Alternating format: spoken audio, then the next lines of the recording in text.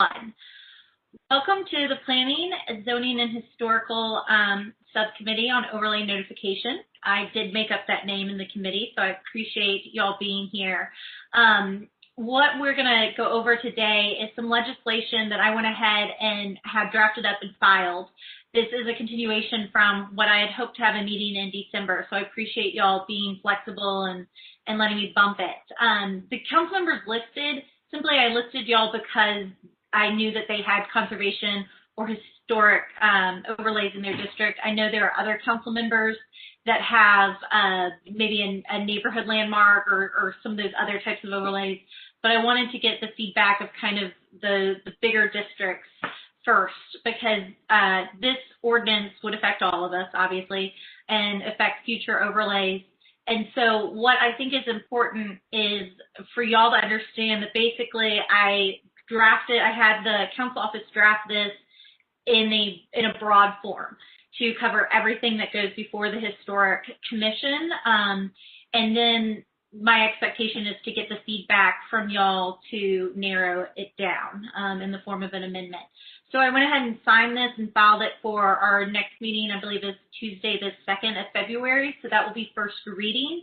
And then based on our discussion here today, I'll either defer second reading for a little bit, or we can decide that at some point, because I do think if you had time to read the bill, which I understand we are all busy right now, I wanted to discuss the two main sections of it. So I'm going to scroll down where it's on the screen a little bit better.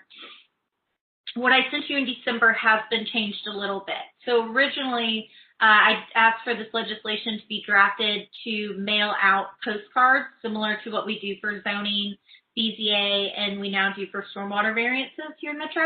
And so I then spoke to one of my constituents who is involved in historic preservation nationally, and he said that in a lot of places, or everywhere that he was familiar with, that they just do a sign. And I think that might be the better approach than doing a mailing. So I realized, let me back up a little bit more. Why I've drafted this legislation is because over the last couple of years, I've heard from my neighborhoods that have overlays, and I have, I can't even count them all right now. I have at least 4 or 5 overlays in my district. And what that means is that they all hopefully will be having someone assigned to look at the agenda, but that doesn't always happen. They don't always catch something and then have questions about it. And so I think that although most of the things that go before the commission, they are considered by right, that's something that they could do under the code if the overlay was not there. But because the overlay is there is an extra step. And I think because the overlay is there, neighbors want to have some more involvement and input and transparency in the process. And so my intention is that this just adds a little bit of transparency without the burden of the neighbors constantly feeling like they need to keep up with something via email, or somebody moves away, that one person in the neighborhood who kept up with it, and so it falls off the radar for a little bit. So that takes us to where this is drafted. So the first section is the mail out portion, and that's with 1,000 feet. And then the second portion of this is the for signage.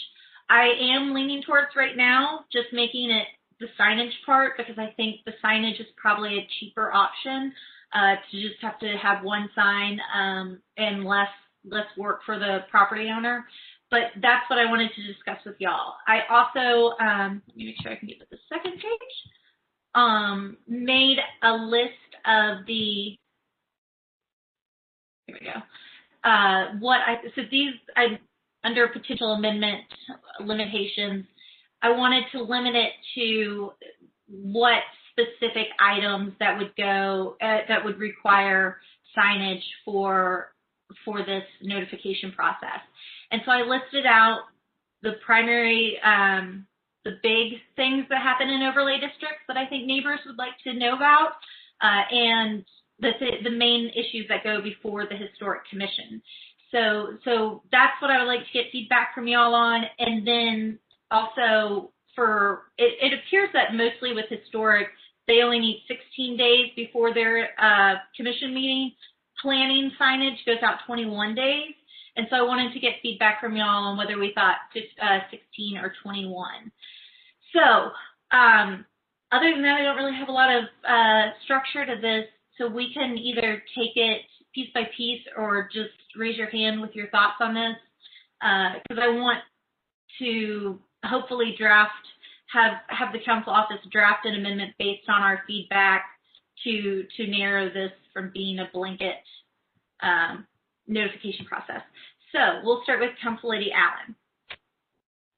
So first of all, Councilmember Murphy, thank you for doing this. I think all of us have had the experience of constituents calling us because they missed something and they were frustrated that they didn't know about it. So I agree with figuring out a way to provide additional public notice. And I also appreciate the consideration of dropping the mailing piece and focusing on the sign just from a cost standpoint for the owner, since those of us who have been through the process of getting the consensus or the near consensus that it takes to pass an overlay, if we make it too burdensome on the owners, then we've created a problem, and that makes it hard for future overlays. So I think that's very respectful of how the process works in the kind of the grand context of that. So I would be very supportive of the sign, and I would be supportive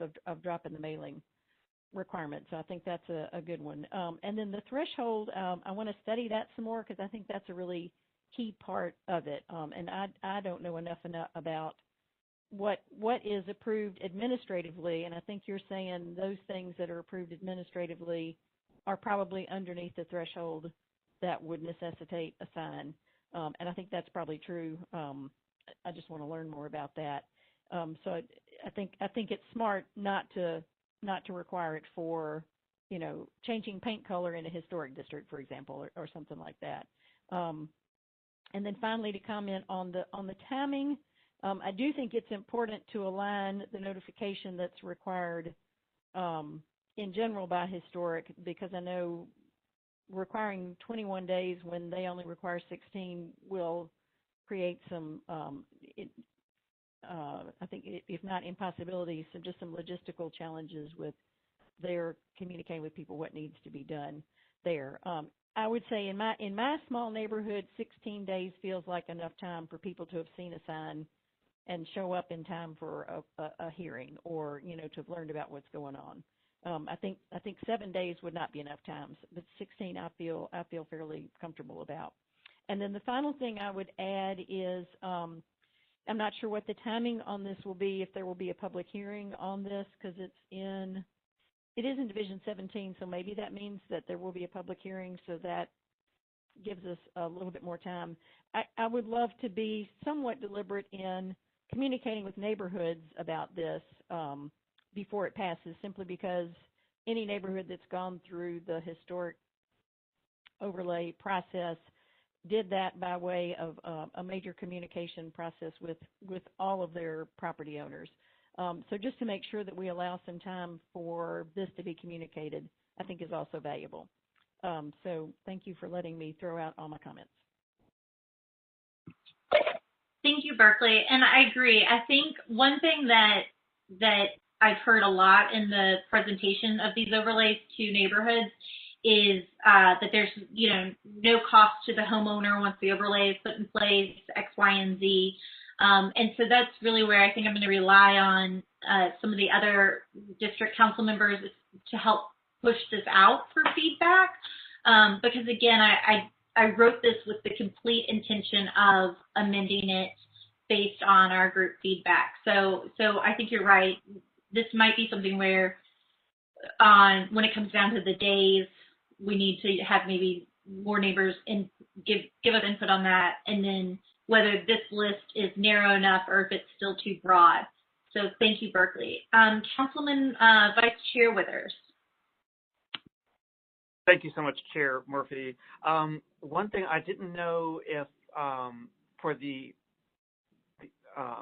well, really for all of it, but specifically for the filing deadlines, I think it'd be really helpful to hear from staff how that process works, if they work with folks. And so I want to be sure if we do have staff on, which perhaps we do, that they can provide us information on that. I know we don't have to decide that today, but there are a lot of things about that are really important.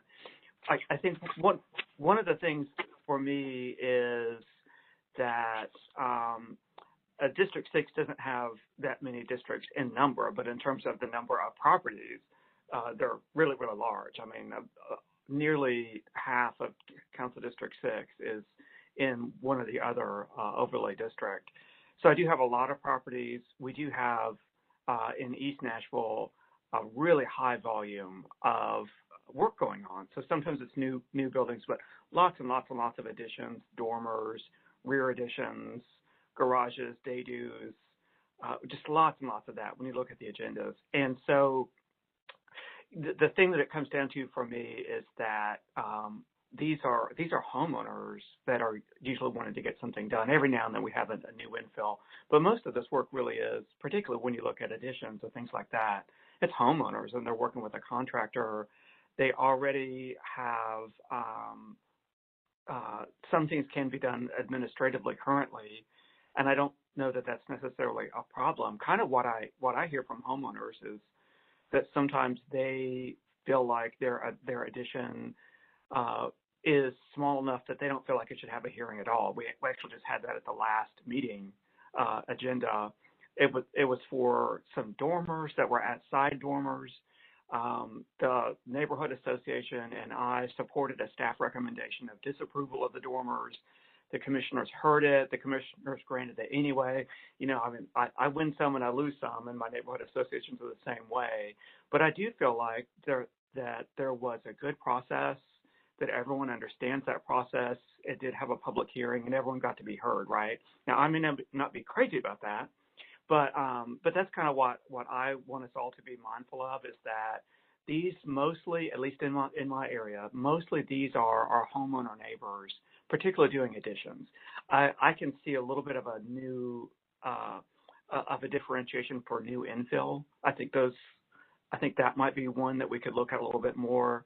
And I think that Historic used to put out signs for setback determinations, I think, but I don't know that they do currently. But I think that our neighborhood associations, I mean, Lord knows there's fatigue, right? There's agenda fatigue. But I think that our neighborhood associations, like yours, Councilmember Murphy in District 24, that have been around for a while and had overlays for a while, I think if anything, sometimes they're sort of taken for granted, you know what I mean? Because they have been in place for so long. And I want us to really encourage our neighborhood associations to take ownership of this opportunity that they have and subscribe to the agendas and participate. Because it is a level of participation that you don't have anywhere else, even for a contextual overlay. So I think it's a really good thing, but I feel like the onus is a little bit more on us as council members and as neighborhood leaders, just to make sure that people are using the resources that are currently out there, and that historic staff have current contacts for the neighborhood group. And I think that really would solve most things. So I don't want to over-legislate, I guess is what I'm saying. But I appreciate the reduction, at least to signage. I think that's a good thing from what I saw initially. I personally feel like this list, even though it is reduced, is still probably too broad. But I appreciate the direction that it's going in and the thought you've given so far. But beyond that, I just really hope that we have an opportunity to hear from staff about how some of these deadlines work. Thank you. Do we have any historic staff on? Yes. Hi, Councilwoman Murphy. This is Matt Wilkinson with the Metro Council Office. Robin Ziegler is on. I think she's an attendee. She had to call in because the app wouldn't work. She's the call-in number that's on there.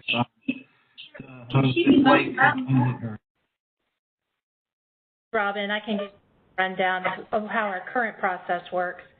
So our deadline is 16 days prior to the meeting date, and that is because the current legislation says that the commission must meet within 15 days. So that is the earliest deadline Metro Legal has allowed us to do. So my concern with posting the sign 16 days would just be that doesn't give the applicant any time to get the information about making the sign and the fact that they're supposed to post it and that kind of thing. Then 14 days prior, all of the staff meet to discuss every case, and we kind of go over what's ready for the agenda and what really isn't. And at that time, we send sort of pre-agenda to all of the council members and to the neighborhood presidents, giving them an idea of what we're working on. Not all of those end up being on the agenda. Some of them make changes so that they can be administrative approvals. Some of them realize they are not ready, even though technically their application was complete, and they'll wait a month. Then 7 days prior, of course, we post the agenda. It's usually before that, but definitely 7 days before. And everyone who signs up on the website, nashville.gov, to receive the agenda receives notice that it's been posted. And then the staff recommendations are posted 5 days prior. And, of course, now I'm very happy that we have the tracker, the map tracker, like tracking map like planning does. And so that allows people to get to the staff recommendations or the permits or the application easier than they have in the past.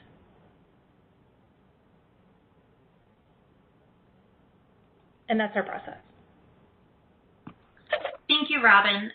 So it does sound like, I mean, the number of days, we just pulled that because of, just a second, I pulled that from planning just to copy over the language to then make it adaptable. So another option that I wanted to throw out, although there are lots of options at this point, I just need to send us all a survey to help gauge where we are, is when I've been in other counties and things, they have generic signs. I know that one thing that can get pricey when you're doing rezones or big overlays is putting out the signs. And so the potential here would be that we could just require a more generic sign or something that just says this property has applied for a variance. So that idea is kind of tabled for now, and we can come back to that later. But so let's keep going down the list. I've got Councilman Sledge, and then we'll go to Councilman Cash. Thanks, Chair, and thanks for holding this conversation. I echo what previous members have said. District 17 has both conservation zoning and historic preservation zoning. My experience has been historic preservation zoning overlays, we see almost nothing come across, mainly because it's been so established. It's 40-year-old overlay. But so I would echo the thought on.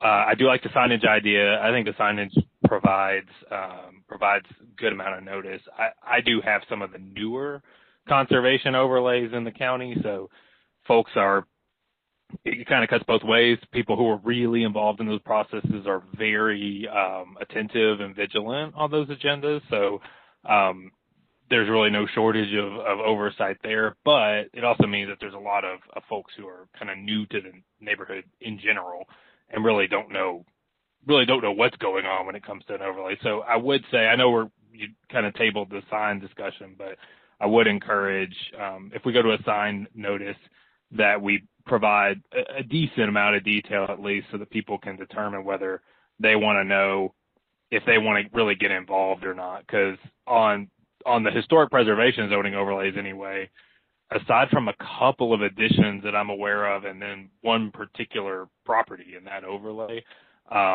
most of the stuff has been kind of the listing of, hey, windows are being replaced or it's being re-roofed. It's the kind of stuff that I don't think neighbors would be too concerned with. So providing that detail, I think, will help alleviate the burden both on staff and probably on us, to be honest, because I can see where if enough detail wasn't provided, the first call is probably not to historic. It's probably to us. So, but I appreciate I think this is a good process. I think there's the ability to get a little more transparency out there. The only other thing I'll note is most of the time where I see that the applications are made, and I know historic is going through this whole process, it's outbuilding applications. So I know since there's a parallel effort there, maybe we can sort of keep in mind to keep that kind of in the loop on things we would notice, because that's the stuff that I get the most questions about, both from applicants and from neighbors. So just my 2 cents there. But yeah, thank you for doing this. thank you for mentioning that, Colby. I was thinking that I put outbuildings on here, but I did not. So outbuildings, that's a thing that I'm dealing with in Sylvan Park a lot of, in and out of the overlays that I have there. So outbuildings definitely would be on my list of things that I think should be noticed. Again, still open to mixing around on that list under number 1. So, Colby, do you have anything else? Okay, great. Councilman Cash. Thank you, and I agree. I really appreciate you having this conversation. And, having constituents be aware ahead of time and digest all the information or enough of the information has been a problem. I mean, there's usually 1 or 2 people on a neighborhood association, at least in my district, that kind of are clued in and get, numerous people get the agenda, but then digesting it and, knowing to go the 5 days ahead of time to go to the site and look at the staff recommendations is another step that they have to do to really digest it. So while I think, public notification is a great thing and I see how this could help, I still think that there's going to be that we're going to have to, I don't know that it's going to be that much less work for us, kind of like what Councilman Sledge was saying is that, if it's not clear enough, if there's not enough, pared down to see what issues might be controversial or, out of the norm for, in addition, that we're still going to have to take the time to explain it and help people digest it and find out what they think about it. So I do agree that it'd be not the more specific we can be, the better, or the more, like in some ways, like I really like a long list, like your number 1 bullet list.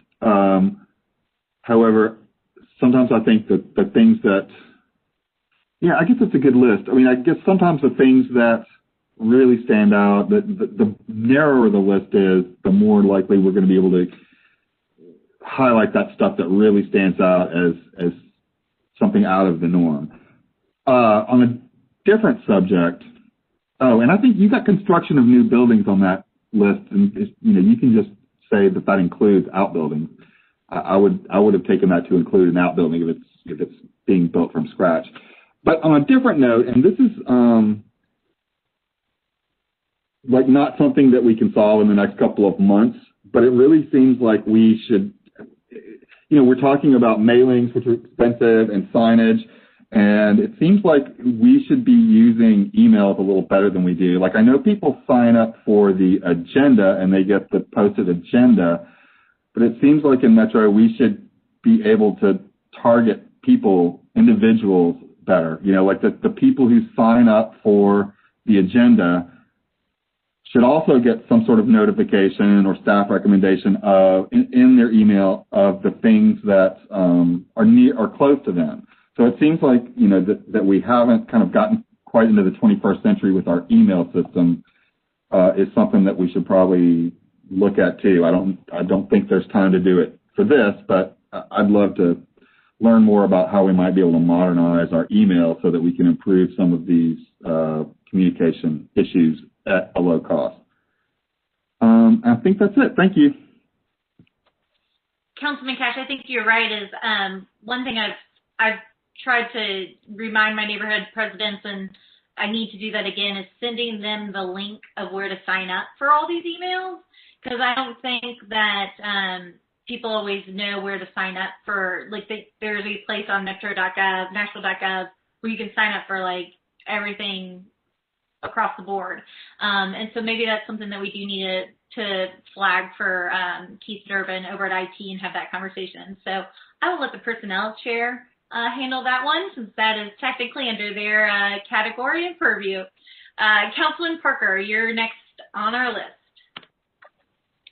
Great. Thank you, Chair. Thank you for bringing this legislation forward and holding this meeting. I guess I just wanted to speak in support of sort of limiting the scope of when signage would be required. because when I first read the sort of very broad draft of the bill, my thought was to, folks that are maybe,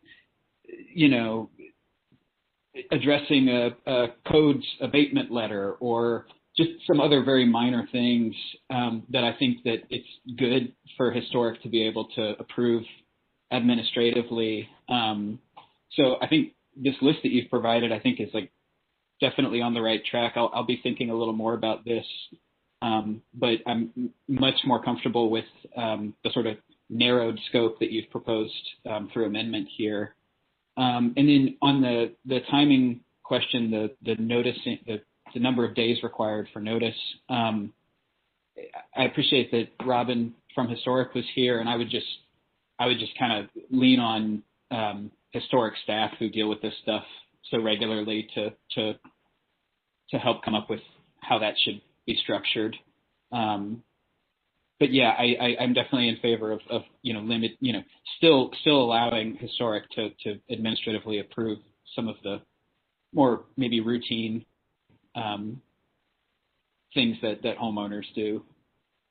Thank you.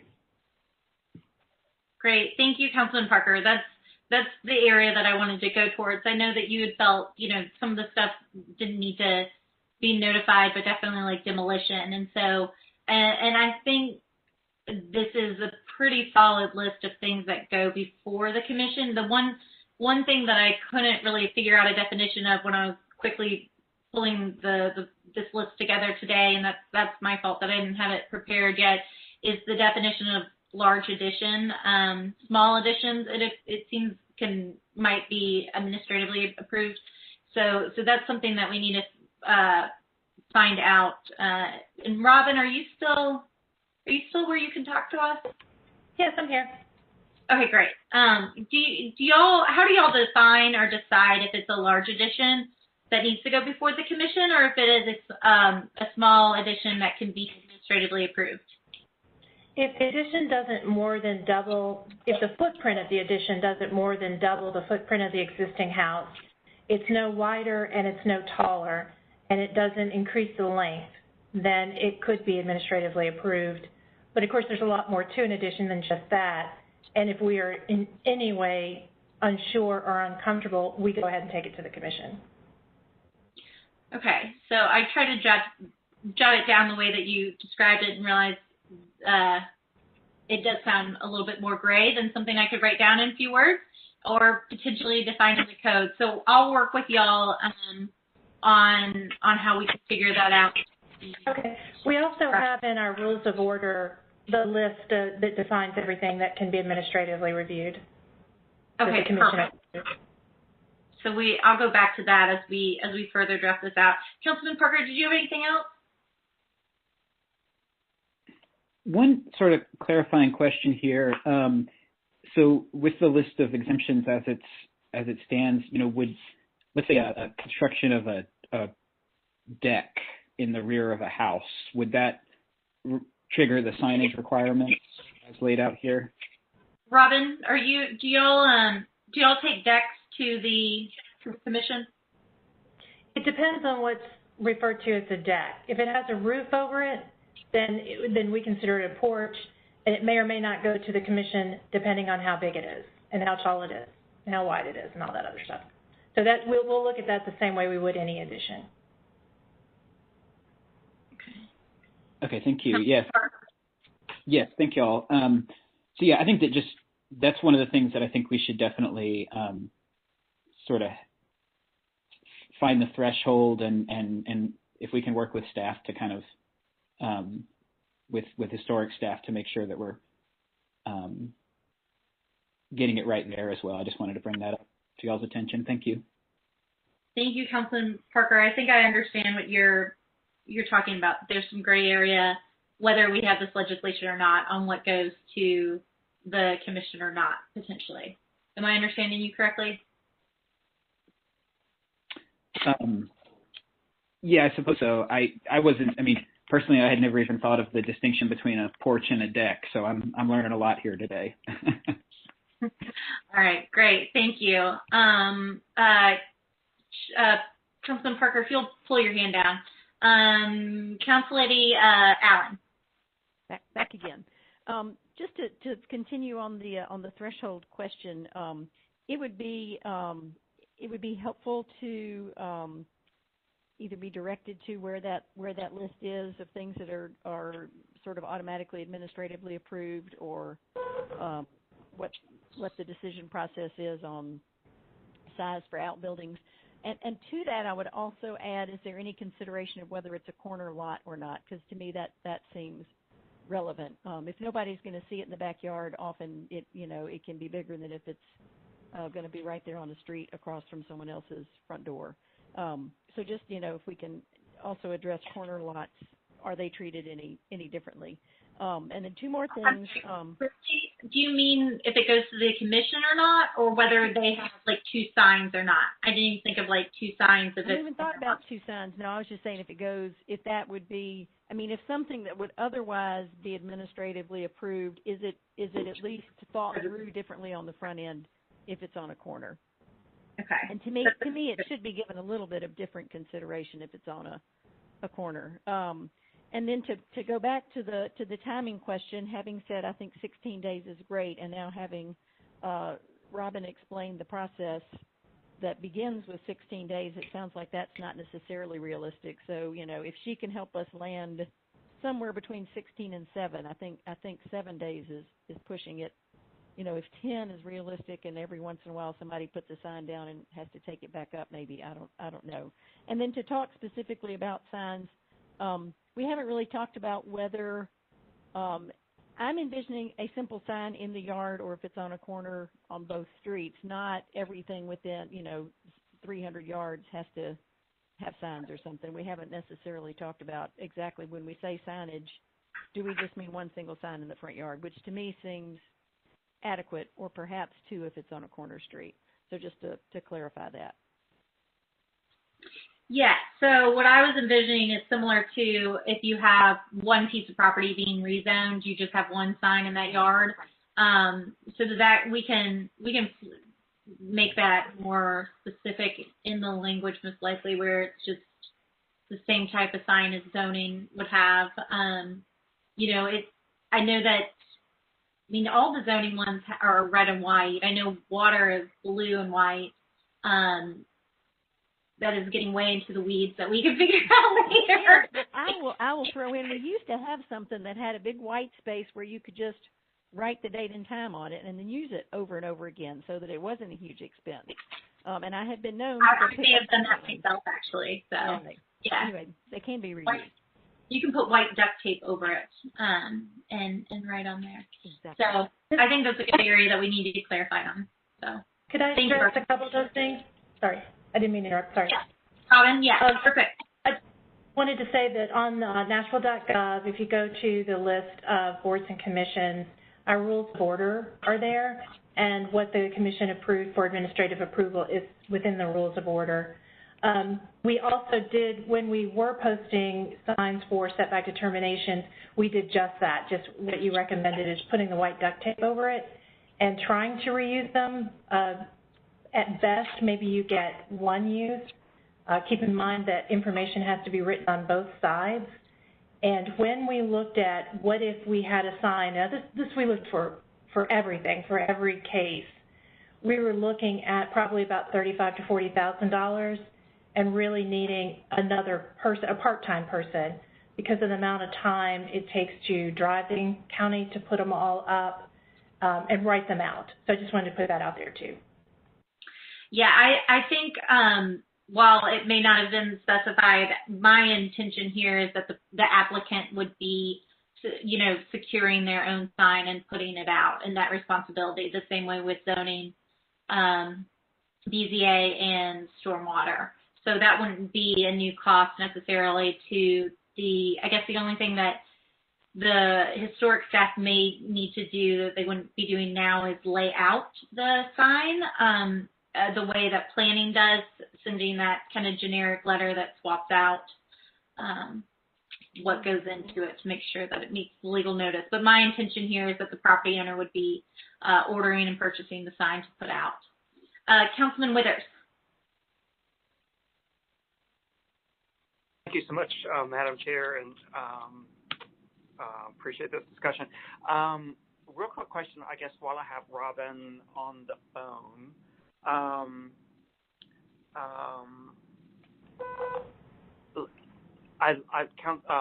Chair Murphy, I really like your idea of trying to put onus at least more on the applicants than the staff, provided that we don't make it too costly or onerous, I guess. But what would happen if an applicant were to fail to put up the sign? And how does that interact with state or other legislation about whether or not they get to do what they requested to do by right?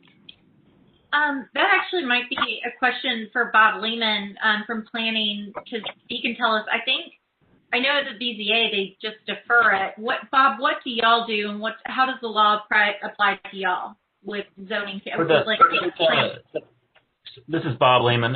For the Planning Commission, we have our Planning Commission rules and procedures, which require notices for the Planning Commission meetings, and we have different notice deadlines for the Planning Commission than we do for the Metro Council. And the Metro Council meetings the requirement for a public hearing, I believe, comes from state law for those, and it's 21 days notice.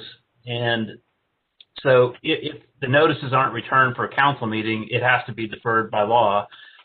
If the notices aren't returned to the Planning Commission meetings, then we kind of look at the situation and determine if there's a way to get the notices out as quickly as possible. Sometimes we have done that and then notify the Planning Commission that they may need to suspend their rules to allow that case to be heard. But it doesn't necessarily delay it at the Planning Commission because it's in their rules and procedures. It's not a law. So I think that provides a little bit of flexibility by it being in the rules and procedures. For us, this is Robin. For us, we also have the state law that requires that a decision be made within 30 days. So we, would definitely want to just check with Metro Legal to see if it's delayed 30 days, to the next meeting, that possibly could be considered automatically approved because the commission didn't make a decision in the right time frame after receiving a complete application. Okay, that is something I made a note of to ask Metro Legal, because I wonder if the sign requirement could be considered part of the application process. Therefore, if they didn't put up the sign, it was not a complete application and did not start the clock. So I made a note of that, and that's something that I will ask Metro Legal. Councilman Woodruff, did you have anything else? I did, thank you, and I appreciate that comment, both that clarification from Robin as well as from Mr. Lehman. I guess one of the things that sort of leads me to wonder is if there is some degree of flexibility at the Planning Commission within the Planning Commission's rules of procedure. Is that something that we, because is this something that we could also handle similarly for historic rather than legislating that particular piece? Councilman, I was writing a note, so I didn't catch exactly what you were asking. But did you want Bob to answer your question if he caught it? Well, yeah. I mean, Mr. Lehman had mentioned that some aspects about signage and notification are within the rules of procedure, which provide a little bit of flexibility. And I'm wondering if a similar approach for historic is the appropriate way to handle it, so that there would similarly still be flexibility on the signage piece. Bob, if you have an opinion on that might be something that Bob, Robin, and I need to compare separately. I don't know if they're ready to answer. Yeah, I mean, that may be something for Robin to answer in regards to their process. But I mean, sometimes for SPs and for PUDs, even UDOs, during the review process, the applicant may make an application for a final site plan, but during the review process, we may determine that, no, that's actually not a final site plan. That's a major change, and that's an amendment that has to go back to the council. And so we have if it's just a final site plan, it doesn't need notices, but if it's an amendment, then it has to go to council, then it does.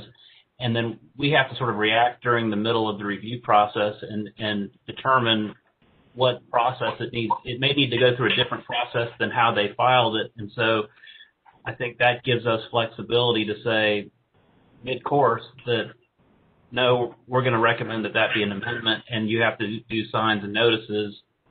And just because they filed it one way and we determined it was something else, I think that's a case where we would say to the Planning Commission, we don't want to delay them anymore, so we would recommend that it still stay on that Planning Commission meeting. However, we would need you to suspend your rules because the notices went out late. Well, it sounds like there's room for discussion on that, I guess. So just. I was going to say, Robin, do you want to add in there, because this might be broader that we needed to get out of here, but go ahead. Thank you. Yeah, I think that's actually an interesting suggestion, because right now we keep running into this issue with the 16 days that's in the code. So that way, if we create a policy within our rules of how it's going to happen, then if things change, a lot has changed in the last 11 years that I've been here, and the needs are different, maybe we're more electronic at some point and we don't need the signs, then it's easier for us to change it and do what we need to do, make it the list bigger for what needs signs rather than having it in the code. Okay, that's some good feedback to think about. Councilman Withers, do you have anything else? I do. Just really briefly, I wanted to respond to some of the feedback, I think, from Councilmember Cash, which is with regard to email notifications of folks. I just wanted to indicate how, number one, it's really important for us council members to make sure that Historic has the current list of the neighborhood presidents. I know sometimes they change. I've got a lot of change happening right now. So if you're a council member with a neighborhood with a leadership change, make sure that the current contacts are into Historic. But what Robin has done, which has been very helpful, at least to me, and probably I think she may do this for other groups as well, is that she will send me an email, maybe 21 days out, that at least says what is likely to be on the agenda. And then if I have any questions, I can ask about that. And that email usually also includes the respective neighborhood president contact. So that provides an early opportunity to have communication about if there are any red flags or concerns or questions before the applications, obviously get all the way to being published. So I find that to be very helpful and a really good effort. And then also wanted to plug the new tracker tool, which I haven't done enough of a job myself at publicizing, but that new tracker tool will help people to figure out if something is coming up close to their home. And maybe we can all include that tracker tool in our newsletters or other communications as well. And like I say, just while we're all having this conversation, just try to use as much of the resources that we currently have to be as effective as we can as we contemplate what further steps might be needed. But that's it for now. Thank you. All right. Is there anyone else? We don't have any other council members in the queue. So if there is no one else that has any other comments, this has been great feedback, and I appreciate it from all of you. What I'm going to do is kind of do a summary of getting some more information that I think we need that was brought out here. And if anyone has any other feedback or questions, to send them to, I don't know if we should, Matthew, are you on here? Since you're planning, why don't we send it to Matthew so he can be the gatherer there of those comments, and before we take them to our legal to draft an amendment. But what I've heard today is that it sounds like this list is probably a good start. Some of it might need to be a little bit more defined. I'll compare with their rule book and see about that. We need to explore a little bit more about how many days. And I think it sounds like we want to go the sign option rather than postage and mail outs. Because also one thing I noted is the turnaround. Obviously, if somebody's going to have to do a mail out, there 14 days is not gonna accomplish our goal here. And a sign turnaround, we're gonna have to work on that. So I'll email with Robin and staff to talk through some of that part of it, and just checking no other hands. So thank you all for this feedback. I appreciate it. And I look forward to sending y'all some more information, and we'll go from there. Thank you so much. Good meeting. Thanks.